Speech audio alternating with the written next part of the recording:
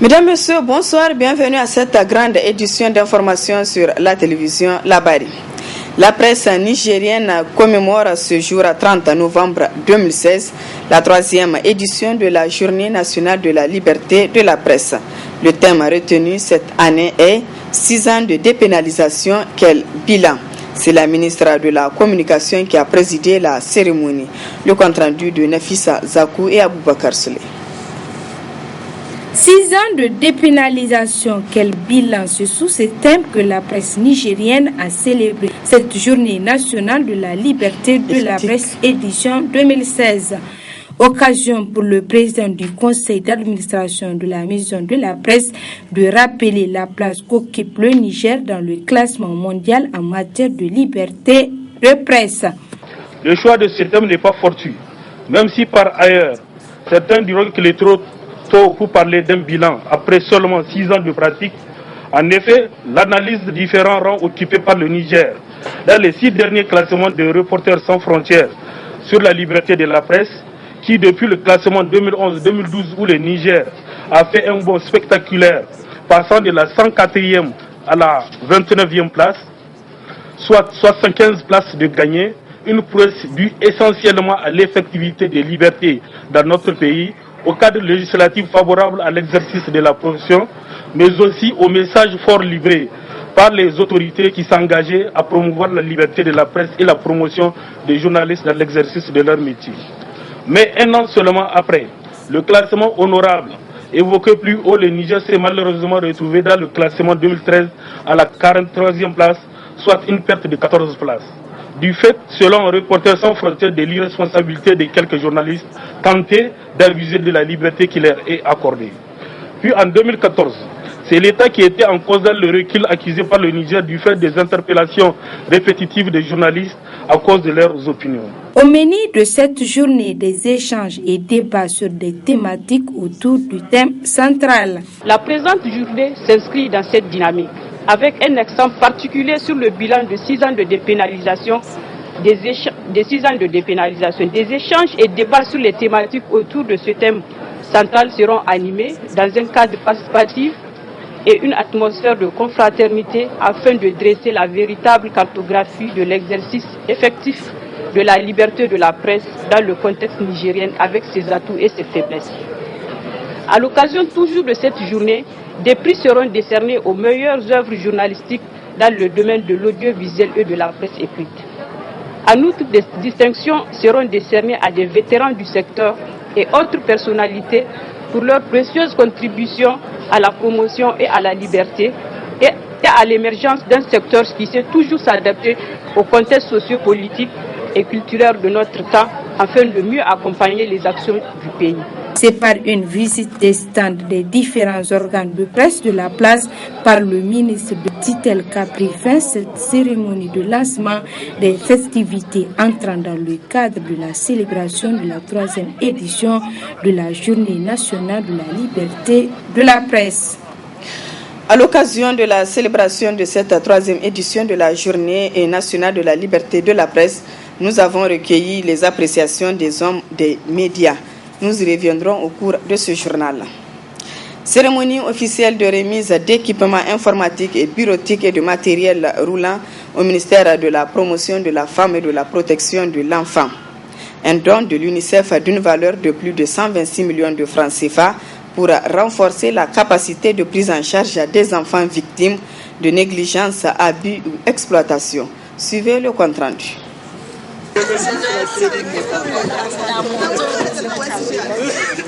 Par cette cérémonie, l'UNICEF remet au ministère de la Promotion de la Femme et de la Protection de l'Enfant un important don d'une valeur de 126 millions de francs CFA, composé de 5 véhicules tout-terrain pick-up, 16 motos DT125, 53 équipements informatiques, 8 scanners, 8 appareils photo et 7 meubles à dossier. Un don qui entre dans le cadre de la mise en œuvre du programme de coopération entre l'UNICEF et le gouvernement du Niger. La représentante de l'UNICEF a, en remettant les équipements et les matériels roulants, souhaitaient qu'il soit utilisé à bon escient pour assurer le bien-être et l'accomplissement des droits des enfants les plus vulnérables. Les véhicules, comme l'a dit M. Ledep, sont destinés aux directions nationales et régionales et elles permettront de superviser les activités des services de protection de l'enfant. Grâce aux motos, les travailleurs sociaux travaillant dans les chefs-lieux de département pourront se déplacer plus rapidement et ainsi accompagner et suivre les enfants et leurs familles à leur domicile, dans les structures d'accueil, sur leur lieu d'études ou d'apprentissage ou encore lors de leur contact avec le système de justice et de sécurité. Ces motos permettront également aux superviseurs communaux du programme de protection de l'enfant d'appuyer les facilitateurs communautaires et les comités villageois.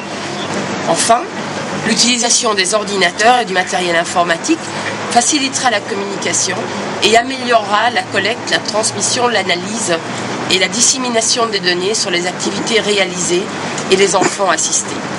La disponibilité de données fiables et en temps opportun est essentielle pour la planification, le suivi et le plaidoyer en faveur de telles interventions. En recevant ce don, la ministre de la Promotion de la Femme et de la Protection de l'Enfant a remercié l'UNICEF pour ce geste important. Cet appui important vient ainsi renforcer la capacité opérationnelle des services dans l'accomplissement de leurs tâches quotidiennes dans le cadre de la protection des droits des enfants au Niger. Je puis vous assurer, Madame la représentante, que ce matériel sera utilisé à bon escient. Pour ce geste inestimable, permettez-moi, Madame la représentante, au nom du président de la République, chef de l'État, Son Excellence Issoufou Mahamadou, et au nom du Premier ministre, Son Excellence Brigitte Raffini, d'adresser mes sincères remerciements au Fonds des Nations Unies pour l'enfance. Il faut enfin rappeler que depuis plusieurs années, le Fonds des Nations Unies pour l'enfance, l'UNICEF, apporte son appui multiforme au ministère de la Promotion de la Femme et de la Protection de l'Enfant pour l'exécution des activités entrant dans le cadre de la mise en œuvre des engagements pris par le gouvernement en matière de réalisation des droits des enfants. Je le disais tout à l'heure, à l'occasion de la célébration de la 3e édition de la Journée nationale de la liberté de la presse, nous avons recueilli les appréciations des hommes des médias. On les écoute. En soi, pour nous, c'est une bonne chose, en tant que journaliste, qu'il y ait une journée dédiée sur le plan national à la presse pour célébrer la presse, pour célébrer la liberté de la presse.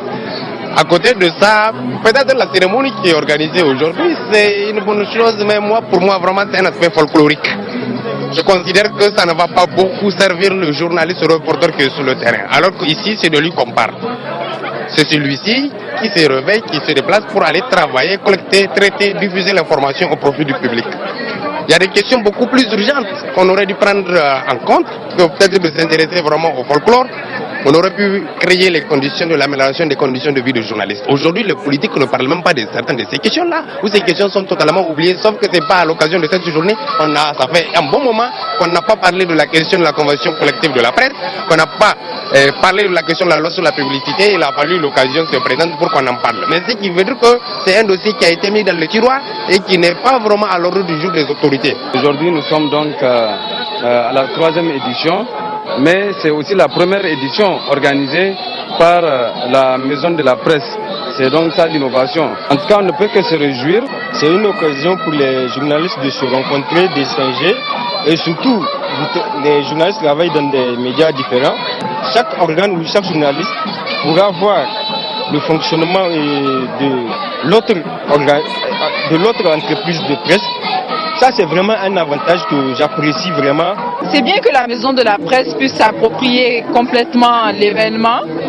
Donc je pense que c'est quand même un bon symbole, même si c'est à l'extérieur. On ne fait qu'apprécier cette journée, une journée où les autorités décident d'accorder une journée nationale dédiée aux journalistes nigériens. Espérons que cette journée soit pérenne et que ces autorités prennent en compte les nouvelles exigences des journalistes nigériens pour que ces derniers puissent exercer convenablement ce métier noble. La salle Margou de l'hôtel Gawai a servi de cadre ce matin à la cérémonie de présentation du rapport Doing Business 2017 et la validation du projet de plan d'action novembre 2016-mai 2019, initié par le projet d'appui à la compétitivité et à la croissance à Prague. Cette rencontre a été présidée par le ministre du Commerce et de la promotion du secteur privé. Le compte-rendu de Adam Ousmana et Abdel Nasser Seydou. La présente rencontre qui réunit autour du ministre du Commerce les partenaires techniques et financiers ainsi que d'autres acteurs permet de passer au peigne fin le rapport Doing Business 2017, mais aussi et surtout le projet de plan d'action des réformes sur le climat des affaires au Niger. Procédant à l'ouverture officielle de la rencontre, le ministre du Commerce n'a pas manqué de souligner les progrès enregistrés par le Niger dans le rapport Doing Business 2017. Cela fait depuis 2012 5 rapports Doing Business successifs dans lesquels notre pays enregistre des résultats progressifs et encourageants dans le classement général. En effet, de la 174e place en 2013, le Niger occupe aujourd'hui la 150e dans le rapport Doing Business 2017 qui a été publié le 25 octobre dernier. Cette progression est le fruit non seulement de l'engagement et de la détermination des membres du dispositif, mais aussi de tous les cadres techniques des structures concernées, qui trouvent ici l'expression de mes sincères remerciements et de ceux du gouvernement. En outre, il me paraît important de souligner que ces résultats n'auraient pas été réalisants sans l'accompagnement personnel et le leadership de son Excellence M. Issoufou Mahamadou, président de la République, chef de l'État, et de celui de son Excellence M. Brigitte Raffini, Premier ministre, chef du gouvernement. S'agissant du plan d'action des réformes sur le climat des affaires, le ministre a bien voulu relever toute l'importance que le gouvernement lui accorde. Notre détermination à disposer d'un document consensuel dont la mise en œuvre effective permettra à notre pays d'assainir et d'améliorer considérablement son climat des affaires. Par ailleurs, je tiens à vous préciser que ce plan d'action global, il sera extrait d'une matrice d'action novembre 2016-mai 2017 sur lesquels nous focalisons nos efforts pour le prochain rapport Doing Business afin de classer notre pays dans le top 10 des pays réformateurs. Notons qu'au cours de cette cérémonie, l'assistance a eu droit à une présentation du rapport Doing Business qui a permis de mieux cerner la qualité des réformes mises en œuvre par le gouvernement et l'appréciation qu'en fait la Banque mondiale de celle-ci, mais également du projet de plan d'action en vue de sa validation. Ouverture ce matin d'un atelier de validation et d'études pour la situation de référence du projet d'aménagement et de bitumage de la route Arlit-Assamaka et la construction du pont sur le fleuve Niger à Fari. Le compte-rendu de Assama Oseidou et Sadou Toumi. C'est une initiative qui s'inscrit dans le cadre du suivi et évaluation du dit projet dans le souci de répondre aux exigences d'indicateurs de base permettant de mesurer les progrès accomplis et l'impact des infrastructures construites dans les différentes zones d'intervention du projet. L'Institut national de la statistique se réjouit de la confiance placée à lui par la Banque africaine de développement et le ministère de l'équipement pour la réalisation de cette étude. En effet, l'un des objectifs visés par la BAD est de développer au niveau des pays régionaux membres une capacité nationale en matière de production statistique sur les principaux indicateurs d'impact des projets routiers. L'atteinte de cet objectif a conduit la Banque à confier par entente directe des mandats à des instituts nationaux de statistique et des universités dans certains pays pour la réalisation de suivi et évaluation du projet. Une étude qui revêt d'un intérêt particulier pour le gouvernement. Occupation, à savoir la prise en compte des réalisations du projet d'aménagement et de bitumage de la route Arlit-Assamaka, frontière de l'Algérie, et la construction du pont sur le fleuve Niger à Fari depuis la mise en œuvre de ces différentes composantes et activités. La mise en exergue des retombées ou principaux changements intervenus dans la zone d'influence du projet, c'est-à-dire les régions d'Agadez et Tillabéri, avec la réalisation du projet. L'obtention des principaux résultats synthétiques en termes d'impact socio-économique dans la zone d'intervention du projet.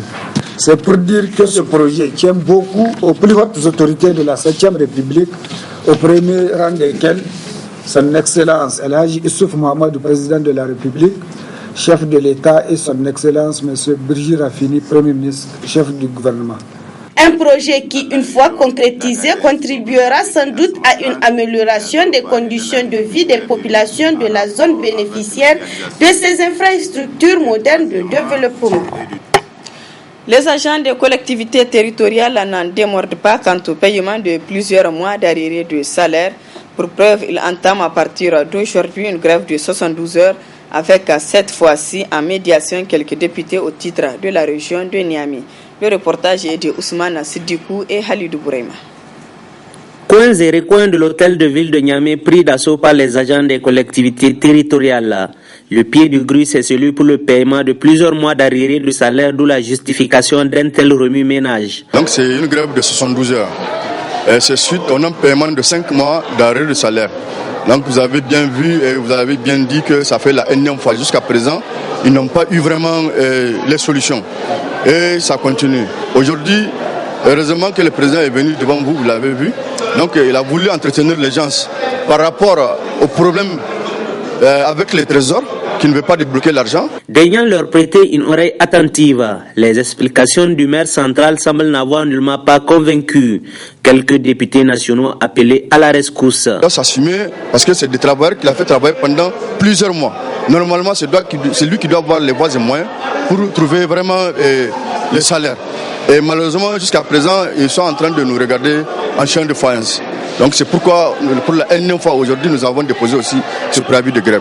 Le maire, il est en train de nous dire ce qu'il dit chaque fois. Il nous fait comprendre de nous calmer, comme quoi qu'il va nous payer jusqu'à présent. Toujours, c'est de nous calmer. Maintenant, ce matin, on est parti même voir au trésor notre compte. On n'a pas assez d'argent dans notre compte pour pouvoir nous faire les salaires. Parce que la mairie nous doit quelque chose de plus de 1 milliard. Et au trésor, ce matin, lorsqu'on a été, on a moins de 30 à 35 millions. Pour que ne faiblisse pas le mouvement, ils en appellent à leurs militants à se resserrer les coudes pour davantage de mobilisation. Les militants n'ont qu'à vraiment rester vigilants. Il ne faut pas qu'ils acceptent les actes de sabotage entre nous-mêmes. Parce qu'aujourd'hui, des choses entre nous, ça ne peut pas aller. Il ne faut pas que les syndicats soient dispersés encore. C'est une lutte commune. C'est pas pour moi, c'est pas pour X, c'est pas pour Y, c'est une lutte de tout le monde, tous les agents des collectivités territoriales. Mais toutefois, si on dit aux gens de venir, vous venez, vous êtes chaque fois avec nous, on voit que quelques têtes, c'est pas normal, et toujours c'est les mêmes têtes. Cette grève des agents des collectivités territoriales perdure et elle n'est pas sans conséquence. Un tour à la morgue de l'hôpital de Niamey ou au cimetière musulman de Yantala pour se rendre à l'évidence.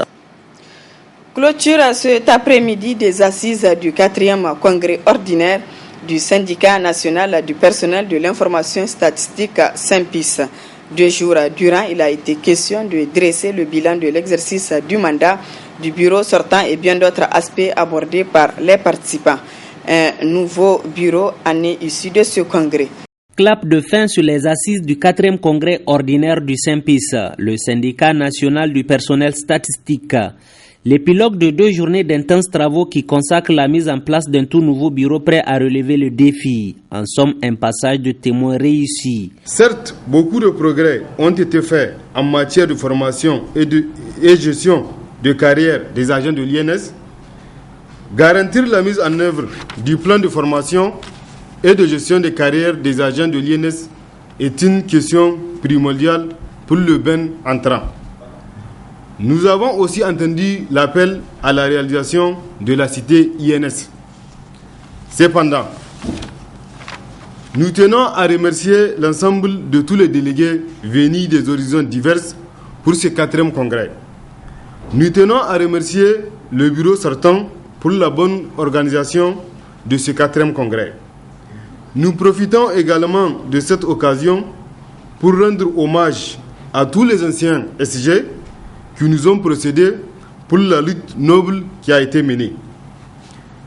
Cette victoire est celle de tout le personnel de l'INS, car l'INS reste et demeure une famille. Pour la définition des perspectives en vue pour l'amélioration des conditions de vie et de travail, l'appel semble avoir été entendu. Pour la direction générale de l'INS, je dirais déjà qu'elle accueille favorablement les doléances issues de ce congrès à travers ses résolutions et recommandations. Elles seront bien analysées et traitées minutieusement dans la mesure du possible en collaboration avec le nouveau Ben Saint-Pis. Je ne doute pas de la capacité des membres du Ben Saint-Pis à travers un dialogue franc et sincère à faciliter et aider la direction générale à œuvrer pour une amélioration des conditions de vie et de travail des agents. Au passage, quelques résolutions et recommandations formulées par les participants. Le Saint-Pis réaffirme son affiliation à la CDTN et à la FISAMEF. Résolution numéro 2.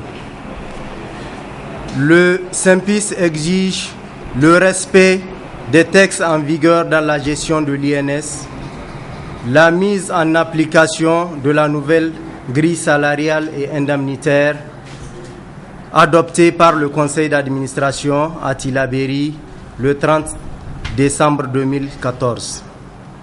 Résolution numéro 3.